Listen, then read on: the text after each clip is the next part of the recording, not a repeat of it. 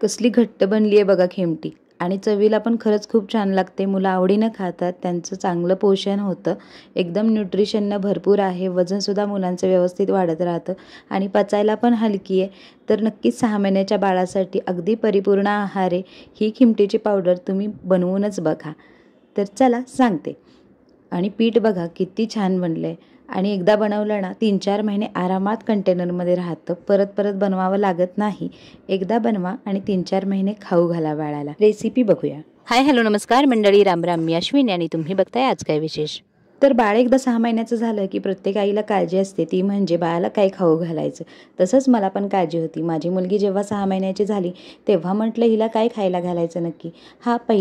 पहिल्या मुलीच्या वेळेस पण मी ही खिमटी बनवली होती आणि यावेळेस पण म्हटलं हिची पावडर बनवूयात. पण यावेळेला म्हटलं रेसिपी तुमच्यासोबत शेअर करू.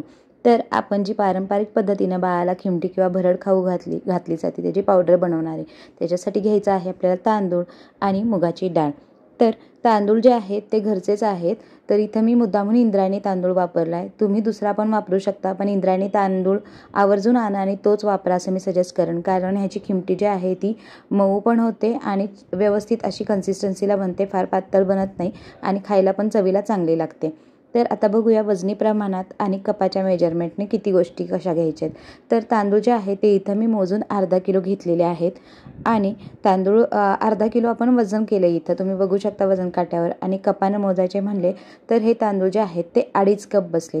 तर वजनी प्रमाणात घेत असाल तर अर्धा किलो घ्या आणि एखादं मेजरमेंटनं घेत असाल तर 2.5 कप किंवा 2.5 वाटी घ्या. त्यानंतर जी मुगाची डाळ आहे ती पण मोजून आपण घेऊयात. तर इथं मुगाची डाळ जी आहे ती मी घेणार आहे 200 ग्राम मोजून आणि वजनी प्रमाणात 200 ग्राम मुगाची डाळ घेतली. ही बाजारातून आणलेली मुगाची डाळ आहे, जिला सालं वगैरे नसतात, जी आपण वरण बनवायला वापरतो तीच आहे. आणि 200 ग्राम मुगाची डाळ जी आहे ती कपानं मोजून घ्यायची म्हणली तर ती बसते साधारणपणे 1 कप. तर तुम्हाला मी दाखवते, ही डाळ एवढी भरली आहे 1 कप. म्हणजे कसं करायचं, 1 कप डाळ घेतली तर 2.5 कप तांदूळ हे प्रमाण घ्यायचं. तुम्ही वाटीने घेत असाल तरी पण सेमच फॉलो करू शकता. त्यानंतर तांदूळ जे आहेत ते स्वच्छ धुवून घेतलेत आणि डाळ जी आहे तीसुद्धा स्वच्छ धुवून घेतली. तांदूळ सुरुवातीलाच आपण त्याच्यात काही असेल तर निवडून वगैरे घ्या, चाळून घ्या. तुम्ही पावडर वगैरे लावलेले तांदूळ बाजारातून आणले असेल तर ते बऱ्याच वेळा म्हणजे 3-4 वेळा तरी पाणी स्वच्छ दिसेपर्यंत धुवून घ्या. डाळीचं पण सेमच आहे. डाळीतलं पाणी जे आहे ते धुताना स्वच्छ दिसेपर्यंत डाळ धुवून घ्या. कारण की बाजारातून आपण आणतो तर त्याला केमिकल वगैरे लावलेले असतात. म्हणून हे दोन्ही पण धुवून झाले. आता आपल्याला ह्यांना जे आहे ते कॉटनच्या कपड्यावर पसरून सुकत ठेवायचे. तर अर्धा दिवस यांना आपल्याला फॅन खाली वाळवायचे किंवा तुमच्या इथं जर ऊन येत असेल तर तिथं तुम्ही गॅलरीत वगैरे किंवा खिडकीमध्ये किंवा बाहेर ओट्यावर पण ठेवू शकता. पण धूळ येऊ शकते म्हणून मी घरातच वाळवणार आहे. इथं आमच्या इथे खिडकी आहे, तिथं टेबल आहे, त्याच्यावर मी ठेवलं आहे जिथं हलकासा उजेड पण येतो, थोडंसं ऊन येतं आणि जाणून बुजून मी फॅन पण चालू ठेवला आहे. तर अर्धा दिवस आपल्याला ह्यांना असंच सुकू द्यायचं आहे कॉटन फडक्यावर आणि मध्ये आधे थोडासा हात फिरवलात आणि मोकळं केलं तर लवकर अजून सुकू शकतं. तर फॅनच्या खाली मी अर्धा दिवस हे सुकवून घेणार आहे. आणि आता मी हे दुपारी सुकायला ठेवलं आहे आणि रात्री येऊन चेक केलं तर बऱ्यापैकी सुकलेलं होतं. आपण बघू शकतो हे मोकळं होतं आहे. हात लावला तर हातात तांदूळ आपल्याला घेता येतात सहज, म्हणजे यातलं पाणी जे आहे ते सगळं गेलेलं आहे आणि तांदूळ आणि डाळ हे सुकलेले आहेत. आता व्यवस्थित दोन्ही सुकून झालं आहे तर पुढची प्रोसेस आहे की आपल्याला डाळ आणि तांदूळ हे दोन्ही पण भाजून घ्यायचे. हे एकत्र केलेलं नाही आहे आपण, कारण यांना भाजायला वेगळा वेगळा वेळ लागतो. तर डाळ जी आहे ती मी आता कढईमध्ये टाकली आणि तिला भाजून घेणार आहे. तर डाळ भाजायला आणि तांदूळ भाजायला खूप वेळ लागत नाही. 3-4 मिनटामध्ये हे दोन्ही म्हणजे एक भाजून होतं. तर डाळ कढईमध्ये टाकली आणि हलवत हलवत तिला मी भाजून घेणार आहे. तर बारीक गॅसवर भाजायचे आहे, रंग बदलत बसायचा नाही आहे, कडवटपणा येऊ शकतो किंवा खूप पण तिला ब्राऊन वगैरे भाजायची नाही आहे. हलकी भाजली, वास येतोय व्यवस्थित, तुम्हाला भाजायला लागले की चांगला स्मेल यायला लागला समजून जायचं आणि हाताला पण आपल्याला जाणवते की डाळ आहे ती भाजली आहे किंवा एखादा डाळीचा तुकडा जो आहे तो तोडून बघा तुम्ही. तर अशा पद्धतीनं डाळ भाजून रेडी झाली की तिला आपल्याला बाजूला काढून घ्यायचं आहे. तर कुठल्या भांड्यात डायरेक्टली डाळ काढायची नाही आहे, आपल्याला कपड्यावरच काढायची आहे कॉटनच्या. म्हणजे याला जर पाणी सुटतं किंवा घाम पकडतं खाली तो शोषला जाईल आणि परत डाळ ओली व्हायचं टेन्शन नाही. म्हणून मी इथं कॉटनच्या कपड्यामध्ये सेमच कॉटनच्या कपड्यामध्ये डाळ जी आहे ती काढून घेतली. आता त्याच कढईमध्ये आपल्याला तांदूळ जे आहेत ते भाजायचे आहेत. तर तांदूळ भाजायला थोडासा जास्त वेळ लागेल कारण ते डाळीपेक्षा जास्त आहेत. तर 5-6 मिनटं तांदूळ जे आहेत ते भाजायला वेळ लागतो. हलक्या हातानं त्यांना परतत आपण भाजूयात. तर सेमच तांदूळ भाजायला सुद्धा थोडासा वेळ द्या. कडक खूप करायचे नाही आहेत किंवा ब्राऊन रंगावर भाजायचे नाही आहेत. आपल्याला तांदूळ पांढरेच दिसतील, पण ते व्यवस्थित त्यातलं पाणी सगळं गेलं पाहिजे उडून आणि कोरडे झाले पाहिजेत तांदूळ. इथपर्यंत भाजून घ्या. चेक करा, 5-7 मिनटानंतर तांदूळसुद्धा भाजून झालेत. त्यांना पण बाजूला काढला. आता सेम कढईमध्ये आपल्याला 1 चमचा जिरे घ्यायचे. ते जिरे यासाठी की पचायला ही हलकी व्हावी खिमटी, म्हणून आपल्याला आणि चवीलासुद्धा थोडंसं चांगलं लागतं. यासाठी जिरेसुद्धा भाजून घेणार आहे. गॅस अगदी बारीक ठेवा, जिरे लगेचच करपतील नाही तर म्हणून. आणि जिरे पण हलकेसे भाजून घ्यायचेत. लगेचच जिऱ्यांचा रंग बदलायला लागतो की लगेच त्यांना काढून घ्यायचं, जास्त वेळ भाजत बसायचं नाही आहेत. तर जिरे जे आहेत त्यांचा गुणधर्म जो आहे तो थंड असतो, म्हणून आपण जिरे ॲड करतो आहे. याच्याबरोबरच जिरे भाजून झाले की आपण सेमच कढईमध्ये चमच्याभर धने जे आहेत ते टाकणार आहे. इथं आपण गॅस जो आहे तो अगदी बारीक ठेवला आहे, हे लक्षात घ्या. तर सेमच कढईमध्ये मी धनेसुद्धा 1 चमचाभर आता भाजून घेणार आहे.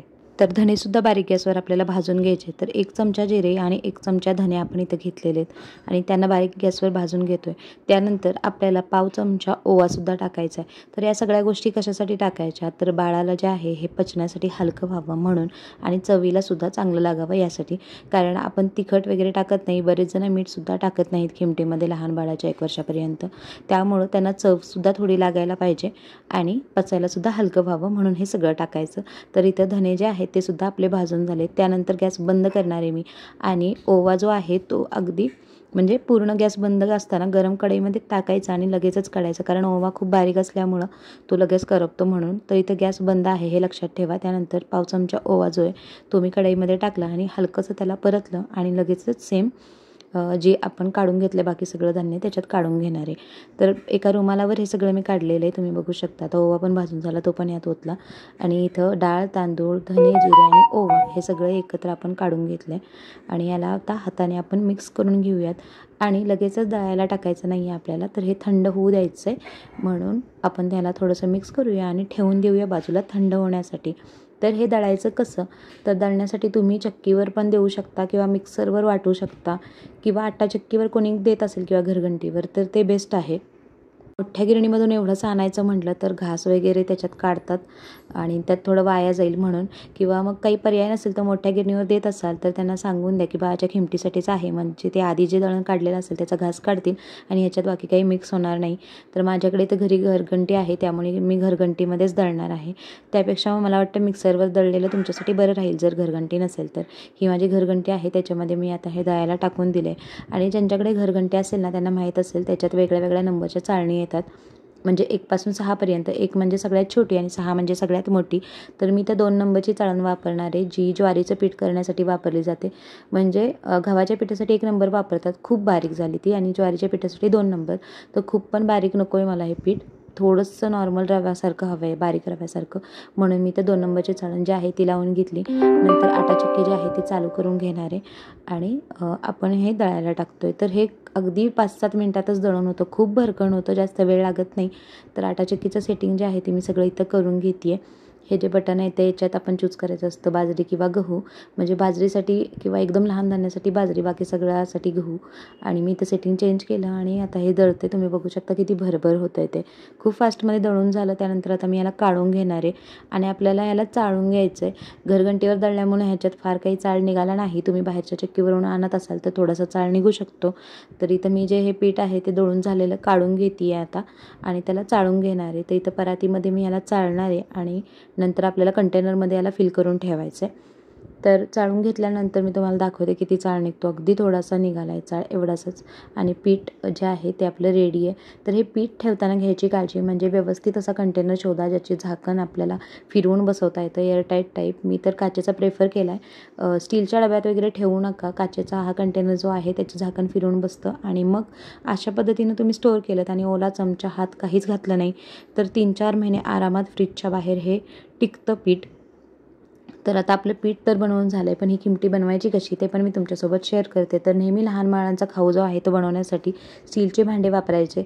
ॲल्युमिनियमची भांडी वापरणं टाळा. स्टीलचं भांडं घ्यायचं. मी इथं एक पातेलं घेतलं आणि त्यातल्या त्यात जाड बुडाचं असेल तर चांगलंच. आणि अर्धा चमचा जे आहे ते मी इथं खिमटीची पावडर घेते आणि त्याच्यामध्ये हळूहळू पाणी ॲड करायचं आहे. एकदम पाणी ॲड करायचं नाही. एकदम पाणी ॲड केलं की याच्या गाठी होतात. म्हणून अगदी थोडंसं पाणी आधी टाकून घ्यायचं आणि गाठी मोडून घ्यायच्या आणि नंतर बाकी पाणी ॲड करायचं. तर इथे एक 2-3 मिनिटांनंतर तुम्ही बघू शकता आता पूर्ण पीठ जे आहे ते पाण्यात मिक्स झालं आहे, गाठी नाही आहेत. आता लागेल त्या हिशोबानं पाणी मी टाकते आहे. तर इथं पाणी जे आहे ते अर्धा चमच्यासाठी मला अर्धा ग्लास पाणी लागलं होतं. पाणी जास्त टाकायचं कारण पावडर जरी थोडी दिसत असेल तरी त्यात कंटेंट खूप सारा आहे. आणि हलवत हलवत आपल्याला ह्याला शिजवायचं आहे. सुरुवातीला गॅसवर ठेवल्यानंतर 1-2च मिनिटात एकदा पहिल्यांदा हलवून घ्या आणि मध्ये आधी हलवायचं आणि परत एक 10-12 मिनिटानंतर बनतं आहे तेव्हा पण डायरेक्ट तसंच सोडून देऊ नका, नाही तर खाली ही खिमटी जी आहे ती चिकटते पातेल्याला. तर माझी जी खिमटी आहे ती रेडी झाली आहे. 6 महिन्याच्या बाळासाठी तुम्ही एवढी पातळ कन्सिस्टन्सीची खिमटी बनवू शकता. पण बाळ जसं मोठं होईल तशी तशी खिमटीची कन्सिस्टन्सी तुम्ही घट्ट करत जा. खिमटी काढून झाली. याच्यामध्ये मी आता थोडंसं तूप टाकणार आहे आणि बाळाला द्यायला रेडी आहे. तुम्ही मीठ टाकत असाल तर शिजवतानाच थोडंसं मीठ टाका. आणि हो, याच्यात मी थोडंसं हिंग पावडर पण टाकते, म्हणजे बाळाला अजून काही त्रास होऊ नये गॅसचा वगैरे यासाठी. हे कन्सिस्टन्सी आहे 6 महिन्याच्या बाळासाठी जी तुम्हाला जी मी आत्ता दाखवते ती. आणि माझी मुलगी आता आहे 10 महिन्याची, तर तिचा जो खाऊ आहे त्याची कन्सिस्टन्सी मी तुम्हाला दाखवते. तो मी एवढा घट्ट बनवते. सेमच पावडर अजून मी वापरते. तर ही खिमटीची पावडर जी आहे ती तुमच्यासाठी नक्कीच हेल्पफुल राहील. या पद्धतीनं नक्की खिमटीची पावडर बनवून बघा. बाळाला खिमटी खाऊ घाला. आणि तुम्हाला ही रेसिपी आवडली असेल तर आपल्या चॅनलला लाईक, शेअर आणि सबस्क्राईब करायला अजिबात विसरू नका. परत भेटू अशाच एखाद्या रेसिपीसोबत. तोपर्यंत धन्यवाद.